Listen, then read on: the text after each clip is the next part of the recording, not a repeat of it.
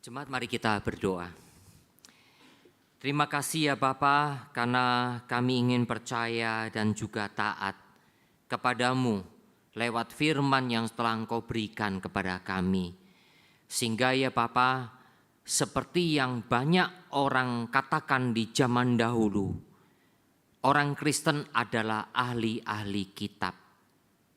Biarlah ya Bapa, firman Tuhan betul-betul kami pahami dengan baik, supaya kesaksian yang dulu pernah bergaung itu masih terus bergaung saat ini ya Tuhan. Kalau orang-orang di luar Tuhan datang kepada orang percaya karena mengetahui bahwa orang-orang percaya, orang-orang yang memahami firman Tuhan dan yang menjalankannya dalam kehidupan. Berkatilah ya Bapa, ketika firman diberitakan, ketika firman dibacakan, sertailah hamba-Mu, sertailah juga semua anak-anak-Mu. Dengar doa kami yang kami panjatkan dalam nama Tuhan Yesus Kristus. Amin. Kita bersama-sama membaca Keluaran pasal 18. Ayat yang akan kita renungkan memang cukup banyak, ayat 13 sampai 27. Tapi saya tidak membacakan semua. Saya akan membacakan beberapa ayat saja. Ayat 13 dan 14a. Keesokan harinya duduklah Musa mengadili di antara bangsa itu. Dan bangsa itu berdiri di depan Musa dari pagi sampai petang. Ketika mertua Musa melihat segala yang dilakukannya kepada bangsa itu, selesai, kita lihat ke ayat 17 dan 18. Tetapi mertua Musa menjawabnya, tidak baik seperti yang kau lakukan itu. Engkau akan menjadi sangat lelah, baik engkau, baik bangsa yang beserta engkau ini. Sebab pekerjaan ini terlalu berat bagimu, takkan sanggup engkau melakukannya seorang diri saja. 19. Jadi sekarang dengarkanlah perkataanku, aku akan memberi nasihat kepadamu dan Allah akan menyertai engkau. Kemudian ayat 21. Di samping itu kau carilah dari seluruh bangsa itu orang-orang yang cakap dan takut akan Allah, orang-orang yang dapat dipercaya dan yang benci kepada pengejaran suap. Tempatkanlah mereka di antara bangsa-bangsa itu menjadi pemimpin 1.000 orang, pemimpin 100 orang, pemimpin 50 orang, dan pemimpin 10 orang. Ayat yang ke-23. Jika engkau berbuat demikian dan Allah memerintahkan hal itu kepadamu, maka engkau akan sanggup menahannya dan seluruh bangsa ini akan pulang dengan puas, senang ke tempatnya. Demikian firman Tuhan, berbahagialah kita yang membaca, merenungkan dan melakukannya. Saudara, kita akan belajar mengenai teladan kepemimpinan Musa. Dalam dunia ini kita sadar dunia yang berdosa semua masalah ada. Hidup kita senantiasa ada masalah. Kalau kita berangan-angan kalau bisa hidup saya tidak ada masalah, saudara ada dalam mimpi. Ya, saudara dosa masuk, disitulah masalah terjadi. Terbukti baru Adam dan Hawa, baru 2 orang. Padahal mereka diciptakan dengan amat sempurna oleh Tuhan. Ketika mereka sudah berdosa, Tuhan tanya, minta kejujuran saja. Kamu udah makan ya buah itu? Adam langsung apa? Nunjuk Hawa, menyalahkan Hawa. Tuhan tanya kepada Hawa, Hawa menunjuk kepada ular. Langsung ada masalah. Jadi saudara, kalau kita mengatakan dalam hidup orang Kristen, kalau betul-betul percaya pasti tidak ada masalah, itu bohong besar. Itu bohong besar. Nah, saudara yang kasih oleh Tuhan, karena itulah pada waktu Israel dibawa dari Mesir keluar, ya, baru masuk ke padang gurun, belum memasuki tanah Kanaan, Tuhan sudah memerintahkan Musa untuk mengangkat hakim-hakim lewat nasihat dari mertuanya Yitro. Dan nanti juga Tuhan akan mengangkat tua-tua bagi orang Israel. Jadi saudara, masalah itu akan selalu terjadi termasuk untuk umat Tuhan. Bahkan gereja, pada waktu awal gereja berdiri saudara, itu pun sudah mulai terjadi masalah. Ya, salah satu masalahnya adalah apa? Kita tidak ngomong rasul-rasul lah. Masalah apa? Masalah pembagian, ya, pembagian menolong orang miskin, janda-janda. Pada waktu itu sudah terjadi masalah antara janda-janda orang Yahudi dengan janda-janda non-Yahudi. Terjadi apa? Tanda petik perlakuan yang kurang adil. Terjadi. Jadi saudara, kalau kita katakan masalah enggak ada, itu nonsens, ya, nonsens. Nah, saudara, karena itulah Tuhan memerintahkan lewat Yitro, mertua Musa, untuk mengangkat para hakim, mengangkat pemimpin-pemimpin untuk nantinya menolong Musa. Dan luar biasa nasihat dari Yitro, ya, nasihat dari Yitro, orang Midian itu. Setiap pemimpin, setiap hakim yang akan diangkat itu harus memiliki kriteria. Cakap, takut akan Allah, dapat dipercaya, benci akan suap. Ini 4 kriteria. Cakap itu punya keahlian, ya, keahlian, ya, tentu diajar sama Musa dengan ketetapan peraturan Tuhan, langsung bisa nangkep dengan baik, ya. Kemudian takut akan Tuhan. Nah, ini unsur yang penting sekali. Kemudian dapat dipercaya. Dapat dipercaya dari mana? Yang paling penting adalah apa? Benci akan suap. 4 hal ini kalau mau diringkes lagi adalah apa, saudara? Moralitas, etika. Moralitas atau etika. Saudara, mari kita lihat bersama-sama. Saya ingin mengajak saudara untuk memperhatikan Imamat 19 ayat 15. Saya akan bacakan untuk saudara sekalian, Imamat 19 ayat 15. Janganlah kamu berbuat curang dalam peradilan. Janganlah engkau membela orang kecil dengan tidak sewajarnya. Dan janganlah engkau terpengaruh oleh orang-orang besar.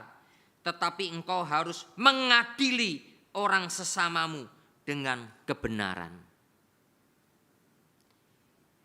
Ayat ini saudara, walaupun Yitro itu orang Midian, termasuk bukan bangsa pilihan Tuhan, itu punya hikmat. Dia mengerti orang yang akan memimpin harus punya moralitas. Ternyata Tuhan akhirnya meneguhkannya lewat Imamat 19 ayat 15. Bagaimana para hakim, bagaimana para pemimpin, bagaimana di dunia peradilan betul-betul orang yang bisa dipercaya, yang moralitasnya tinggi. Sehingga pada waktu mengadili orang kecil tidak membela dengan tidak wajar, mengadili juga tidak dipengaruhi oleh kuasa orang-orang besar, orang berduit, orang punya kedudukan. Tidak. Kebenaran yang harus dijaga. Saya ingat Salomo, contoh yang paling bagus. 2 perempuan ibu-ibu yang dua-duanya hidup moralnya juga brengsek. Yang punya anak tanpa suami. Ya. Dua-duanya hidup bersama, punya anak tanpa suami. Lalu ya kita tidak tahu suaminya kenapa. Nah, tapi yang jelas kemudian salah satunya anaknya mati, ketiduran sama mamanya. Akhirnya setelah dapat anaknya mati, maka ditukar. Lalu terjadilah rebutan rame. Mereka dibawa kepada Salomo. Bayangin Salomo itu raja yang besar. Orang yang penuh hikmat. Kekayaannya luar biasa. Didatangkan dua orang yang remeh. Orang kecil ini. Boleh dikatakan. Tapi apakah Salomo mengadili dengan tidak sewajarnya? Membela orang kecil tidak sewajarnya? Tidak. Salomo dia ngomong, saya raja besar, sudah sana diadili sama orang lain saja. Tidak begitu juga. Oke, karena mungkin pengadilan yang lain tidak bisa membereskan. Karena ini tengkar terus, ini pasti jadi masalah besar. Akhirnya Salomo melihat dan mendengar dengan baik-baik. Sudah, ambil pedang, bagi dua anak ini. Nah, dari situ Salomo mau menguji dan mau melihat siapa ibu yang punya belas kasihan, punya moralitas, menjunjung tinggi kemanusiaan dan kehidupan. Saudara, dalam sebuah bukunya Os Guinness, bukunya berjudul Unspeakable, tidak dapat dikatakan, tidak bisa dikatakan. Dia pada waktu menulis buku itu sudah dia bergumul dengan masalah kejahatan-kejahatan yang ada di dunia ini. Di dalam bukunya itu kemudian ada satu bab tertentu, diambillah satu situasi, satu kejadian yang sungguh-sungguh terjadi di dunia ini. Kejadian itu terjadi di Nuremberg, ya. Pengadilan Nuremberg dalam Perang Dunia yang kedua. Pengadilan itu mengadili prajurit-prajurit, ya, bahkan juga perwira-perwira yang telah membunuh jutaan orang Yahudi dalam Perang Dunia Kedua. Kita tahu sudah kejadian yang sangat mengerikan sekali. Nah, pada waktu pengadilan internasional itu didirikan dan mulai ditegakkan, ditangkepin satu-satu yang terbukti bersalah. Ada satu istilah, ada satu kata-kata yang selalu dipakai oleh mereka-mereka yang melakukan pembunuhan ini. Apa perkataan mereka? Saya hanya mengikuti perintah atasan. Saya hanya mengikuti perintah atasan. Ketika diadili, bagaimana jawabmu? Saya hanya mengikuti perintah atasan. Pada waktu itu hukum belum sempurna. Kata-kata itu sering dipakai menjadi defense, menjadi pertahanan. Supaya mereka ini, perwira-perwira ini tidak dihukum. Pada waktu itu secara hukum tidak ada satu pasal yang bisa menjeratnya. Apalagi ada juga pemimpinnya sudah mengatakan, apa salahnya saya mengikuti perintah. Saudara, akhirnya hakim-hakim yang mengadili itu bergumul luar biasa dan mereka mencoba menemukan sesuatu yang sangat baik yang harusnya bisa mereka katakan kepada terdakwa itu. Akhirnya apa saudara yang dikatakan oleh mereka? Para prajurit ini, para perwira ini tetap memiliki tanggung jawab moral dalam menolak perintah atasan. Menolak perintah, walaupun memang perintah itu secara hukum benar, tetapi berdasarkan hukum kemanusiaan, berdasarkan moralitas, jelas perintah itu salah adanya. Akhirnya mereka satu demi satu dihukum sesuai dengan apa yang mereka lakukan. Saudara, dunia sekarang tidak lagi memikirkan moralitas. Alkitab memang sudah ngomong, Paulus sudah mengatakan itu di surat Timotius. Akan datang waktunya orang tidak berpikir moralitas, etika. Kekristenan diajar oleh kita, Alkitab jelas sekali menyatakan banyak sekali pelajaran tentang moral dan etika. Saudara, kita nanti sebentar lagi akan memilih pemimpin di negara kita. Saya tidak mungkin bisa memberitahukan kepada saudara siapa yang harus saudara pilih. Karena sekarang ada 3 calon. Tapi yang jelas, saudara, saya tekankan kepada saudara, moralitas. Saudara jangan berpikir, saya punya hak untuk memilih. Saudara hanya jangan berpikir, ini saya senang sama si A sama si B. Bukan. Saudara juga harus berpikir, moralitas saudara itulah yang harus dipertaruhkan di hadapan Tuhan.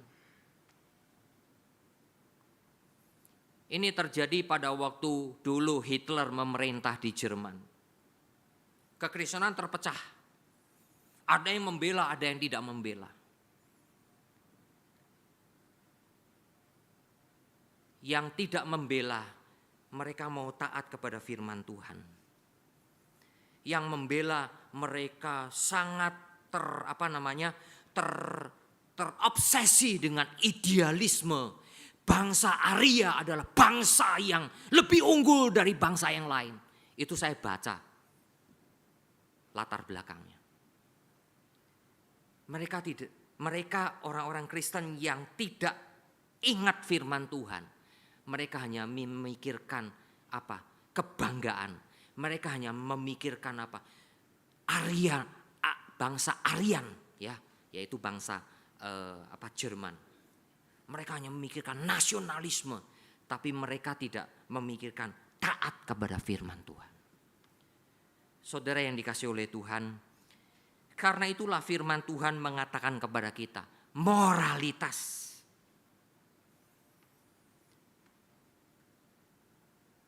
MK memang telah memutuskan. Tapi ada MK.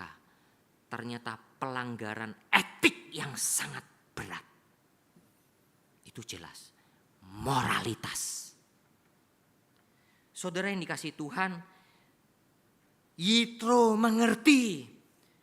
Sekalipun dia orang Midian. Dan akhirnya Musa melihat itu baik. Dan Yitro juga menyerahkan. Yitro tidak menjadi mentang-mentang, saya mertuamu loh ya, saya lebih tua dari kamu ya. Tidak. Tanyalah kepada Tuhanmu. Dikatakan itu di mana? Ayat 23. Jika engkau berbuat demikian dan Allah memerintahkan itu. Jelas. Ayat 19. Jadi sekarang dengarkanlah perkataanku, aku akan memberi nasihat kepadamu dan Allah akan menyertai engkau. Yitro orang Midian yang tidak mengenal Tuhan secara umum, tapi dia menempatkan Tuhan di atas segalanya. Saudara yang dikasihi Tuhan, akhirnya Musa mendengar, karena ini nasihatnya oke.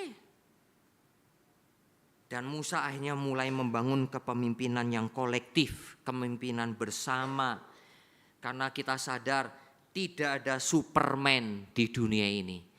Tidak ada Superman, tidak ada Wonder Woman, tidak ada, apalagi sudah mau disebutin lagi tokoh-tokoh kartun, tokoh-tokoh imajiner yang dibuat di Amerika.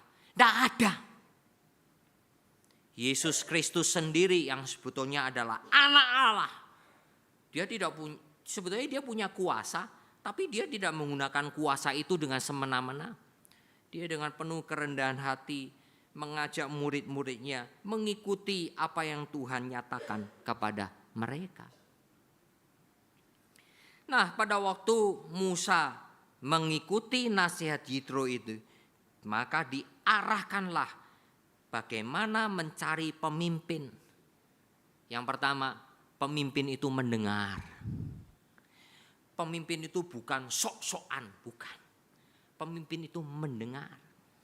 Saudara, Tuhan kasih panca indera. Mata untuk melihat, telinga untuk mendengar, hidung untuk mencium, ya. Mulut dan lidah untuk merasa, mengecap, kulit juga untuk sentuhan-sentuhan. Ini semua dicipta oleh Tuhan, apalagi saudara dan saya manusia punya akal budi, bisa berpikir dan sebagainya. Sehingga berespon dengan semua kejadian, kita betul-betul mencari hikmatnya, mencari baiknya bagaimana. Belajar. Maaf saudara, binatang, anjing misalnya. Anjing itu kan penciuman, betul kan? Penciuman. Ketika dia sudah mengerti belajar dengan penciuman, banyak binatang pakainya penciuman memang ya. Itu setelah mereka belajar, mereka mengerti. Mengerti. Kita ini diciptakan menurut gambar Allah loh. Kita punya 5 panca indera. Punya lagi apa? Akal budi. Punya lagi apa? Hati. Punya lagi apa? Roh Kudus dicurahkan. Kita dilahirkan baru. Nah semuanya itu digunakan apa enggak? Apakah Tuhan betul-betul menjadi yang utama bagi kita? Itulah kita harus menggunakan panca indera kita dengan bertanggung jawab. Mengapa perintah Tuhan yang utama kepada Israel? Hai Israel, dengarlah, Shema Israel. Panca indera, telinga, hai Israel, dengarlah. Saya pikir pada waktu saya merenungkan firman Tuhan, perintah Tuhan itu oke banget. Orang Israel banyakkan budak, tidak bisa membaca, tidak bisa menulis. Satu-satunya cara yang bisa apa? Mendengar. Mendengar. Sekarang saudara dan saya sudah bisa baca tulis, ya kan? Tapi masih bisa mendengar enggak? Perjanjian baru sudah. Walaupun banyak umat Israel, orang-orang pada waktu itu di zaman Yunani juga, banyak yang sudah bisa baca tulis. Perintah Tuhan tetap sama, dengarlah. Dengarlah. Yakobus menuliskan, hai orang-orang percaya, jangan cepat berbicara, tapi engkau cepat mendengar dan lambat berkata-kata. Mendengar. Itu saya pernah ngomong, bahasa Mandarin sekarang dengan huruf singkatnya tidak ada kata sin di dalamnya. Tapi huruf Mandarin yang lama punya, mendengar itu harus dengan hati. Itu baru mendengar yang benar. Saudara, saya tidak tahu. Sekarang di zaman postmodern, kita banyak mendengar macam-macam YouTube, Google, Facebook, Instagram. Waduh banyak sekali. Akhirnya apa? Kita nggak ngerti lagi mana yang benar, mana yang salah. Karena apa? Saudara dan saya tidak kembali kepada firman Tuhan. Betul kita bisa salah, tetapi bukan berarti kita dengan semena-mena melakukan itu semua. Tapi kita harus pertanggungjawabkan itu kepada Tuhan. Mendengar, belajar mendengar. Saudara ingat kalau baca Alkitab. Rehobeam. Rehobeam itu adalah seorang raja yang menggantikan Raja Salomo.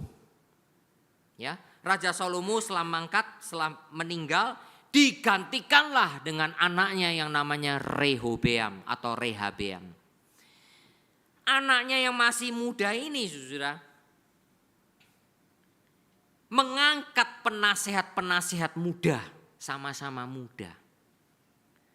Sekarang kan lagi apa tren-trennya ya, kaum milenial ya kan, Gen Z dan sebagainya. Generasi muda. Nah pada waktu itu Rehobeam, wah saudara, tidak mau mendengar penasehat-penasehat yang sudah berumur. Penasehat yang berumur ini ngomong, Raja, jangan tambah beban rakyat. Jangan tambah pajak-pajak. Jangan, kalau bisa mulai kurangi, rakyat mulai berteriak. Penasehat mudanya ngomong, jangan dengarkan yang tua-tua itu. Ya usah pikirannya kuno. Mungkin ngomongnya gitu juga ya. Dengarkan nasihat kami. Tidak apa-apa, raja kan punya kuasa. Perbanyaklah supaya apa? Perbendaharaan raja makin banyak. Ada satu perkataan yang dicatat di Alkitab. Kelingkingku lebih besar dari kalian. Kurang ajar sekali Rehoboam. Dia mendengarkan nasihat dari orang-orang muda. Setelah itu kerajaan terpecah jadi dua. Kerajaan terpecah jadi dua. Rehoboam hanya memerintah dua suku, yaitu Yehuda dan Benyamin di selatan yang ibu kotanya Yerusalem. 10 suku yang lain memberontak, mereka mengangkat seorang raja namanya Yerobeam. 10 suku Israel, ibu kotanya di Samaria. Itu pelajaran Alkitab, Saudara. Itu bukan karangan saya. Karena kita semua orang Kristen kan harusnya kan taat kepada Alkitab kan. Mari kita taat kepada Alkitab. Mendengar, pemimpin yang mendengar. Saudara yang kasih oleh Tuhan, karena mendengar itu Tuhan yang mau. Tuhan yang mau. Tuhan pun juga selalu memerintahkan kepada umat Israel. Dengarlah, dengarlah, inilah yang kuajarkan, inilah yang kukatakan, inilah yang kutunjukkan kepadamu. Dengarlah. Yang kedua, pemimpin itu mendelegasikan, mempercayakan. Tidak ada seorang pun yang bisa kerja sendirian. Di rumah saudara, saudara nggak bisa kerja sendirian. Kalau mau kerja sendirian lebih baik saudara hidup sendiri. Kerja sendiri sudah. Tapi kalau saudara ada orang lain, ya istilahnya suami istri, kalaupun ada anak-anak, nggak bisa saudara kerja sendirian. Kalaupun punya uang yang lebih, saudara mempekerjakan orang lain, ya. Asisten rumah tangga, saudara di toko memperkerjakan karyawan, betul kan? Saudara nggak bisa kerja sendiri. Memang kalau asisten rumah tangga ataupun karyawan saudara gaji, ya betul kan? Kasih uang. Tetapi setidaknya saudara kan pengen orang itu bisa dipercaya, betul kan? Bisa dipercaya. Karena itulah harus membentuk kerjasama tim. Nah, karena itulah Musa diperintahkan untuk membentuk tim, bisa bekerja sama. Dan Musa belajar mempercayakan setiap pemimpin itu hakim-hakim yang memimpin 1000 orang, 100 orang, 50 orang, 10 orang. Semua dilatih, ditraining dengan sama. Semua diberikan ketetapan peraturan Tuhan, dibuka semua sama. Jangan mentang-mentang yang bisa mimpin 10, kamu cuma bisa mimpin 10, sudahlah trainingnya cuma 1 jam. Kamu yang mimpin 1000, trainingnya 1000 hari atau 1000 jam. Enggak. Trainingnya semua sama. Yang bisa memimpin 10, yang bisa memimpin 50, memimpin 100, memimpin 1000, semua sama. Yang penting semuanya melakukan dengan tanggung jawab. Saudara, kita terbalik ya. Kita seringkali kalau melihat, wah perusahaannya, karyawannya puluhan ribu orang. Hebat ya, hebat ya. Kita sering gitu kan. Hebat ya, hebat ya. Tapi kalau perusahaan karyawannya cuma 50, itu perusahaan kecil. Tapi di hadapan Tuhan, Tuhan tidak lihat itu. Yang bisa mimpin 1000, yang bisa mimpin 100, yang bisa mimpin 50, yang bisa mimpin 10. Seperti halnya Tuhan kasih 5 talenta, 2 talenta, 1 talenta. Semuanya tuntutan Tuhan sama. Bukan yang 5 lebih besar dari yang 1, tidak. Sama tuntutan Tuhan. Istilahnya yang Tuhan lihat itu kualitas. Yang Tuhan lihat itu kualitas, bukan kuantitas. Saudara, karena itulah ketika akhirnya Musa mempercayakan itu, masing-masing hakim, masing-masing pemimpin menjalankan tugasnya. Dan sampai disebutkan mereka semua senang, puas. Saudara, begitulah dalam kehidupan kita. Tuhan mempercayakan, Tuhan mendelegasikan. Nah, apakah kita bisa dipercaya oleh Tuhan? Suatu hari ada perusahaan yang cukup besar dalam memproduksi mainan untuk anak-anak. Tapi dalam perusahaan itu sudah ada teriakan dari seorang eksekutif. Kami ini seperti mesin yang berproduksi sepanjang tahun, sehingga kami tidak sempat berpikir, kami tidak sempat berkreasi. Wah, teriakan dari seorang eksekutif yang mungkin juga menjadi teriakan dari banyak pemimpin-pemimpin di situ, di setiap jajaran-jajaran manajemen mungkin. Akhirnya teriakan ini didengar oleh perusahaan tersebut. Lalu mereka mulai memikirkan, merencanakan sesuatu.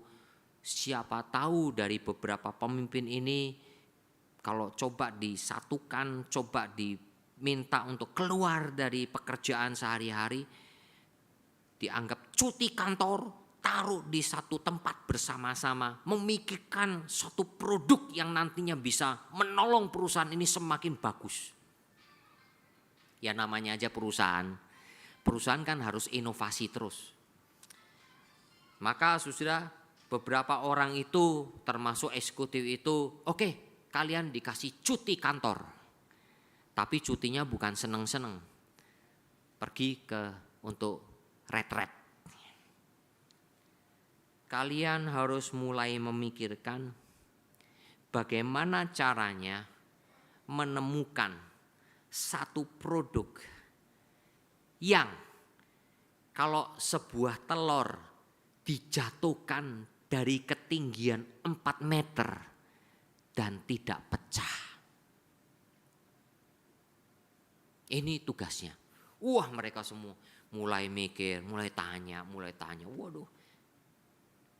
Nah, disitulah mulai terjadi kebersamaan, mikirin bersama. Jadi tidak lagi satu orang, ini ideku, tidak. Tapi mereka mau kebersamaan. Tapi mereka punya satu kesepakatan dulu. Jangan berpikir konvensional. Telur dijatuhin dari 4 meter, oh paling bagus kasih bantalan di situ. Itu konvensional sudah. Ya. Tapi ini perusahaan ini bukan untuk itu sudah. Ini untuk produk, untuk sekaligus nanti untuk produksi ke depan. Ya mungkin mereka bawa telur berapa krat saya tidak tahu ya, sudah nggak dicatat di ilustrasi ini ya. Kemudian mereka mungkin makan telurnya ada mungkin ketika dijatuhin di nampan gitu ya, jadilah telur mata sapi gitu ya. Tapi yang jelas akhirnya ketika mereka sudah bersama-sama terus mikir, akhirnya mereka menemukan satu produk. Yaitu apa? Sebuah tali elastis dipasangkan dari tempat 4 meter sampai ke bawah. Sehingga telur itu ketika digulingkan, telur itu tidak pecah. Saudara yang dikasih oleh Tuhan, itulah namanya mendelegasikan. Dan bagaimana bisa berkreasi di dalamnya bersama-sama. Saudara, kita memang di dalam firman Tuhan jelas kita tidak perlu kreasi yang lain.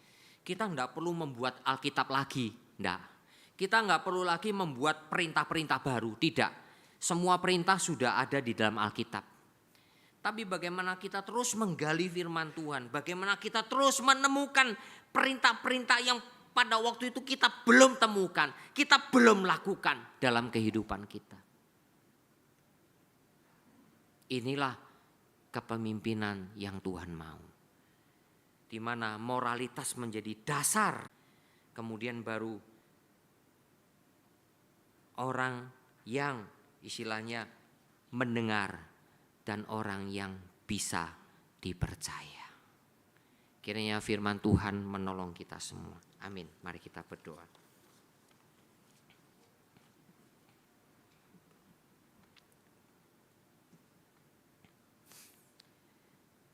Bapa Surgawi, terima kasih untuk firman-Mu yang akan mengajar kami dan terus akan mengajar kami. Sebagai orang percaya, berdasarkan Alkitab firman Tuhan, Tuhan yang maha suci, Tuhan yang setia, Tuhan yang adalah moral tertinggi di dalamnya. Dan Tuhan memerintahkan Israel untuk mendengar. Dan Tuhan mempercayakan Israel untuk menjadi umat Tuhan. Begitu pula ya Bapa dengan kami sebagai orang Kristen. Apakah kami punya dasar-dasar moralitas di dalam diri kami? Dan kami menjadi orang-orang yang mendengar dan orang-orang yang bisa dipercaya oleh Tuhan. Terima kasih ya Bapa. Kami berdoa menyerahkan firman Tuhan ke dalam tangan kasih setia Tuhan. Amin.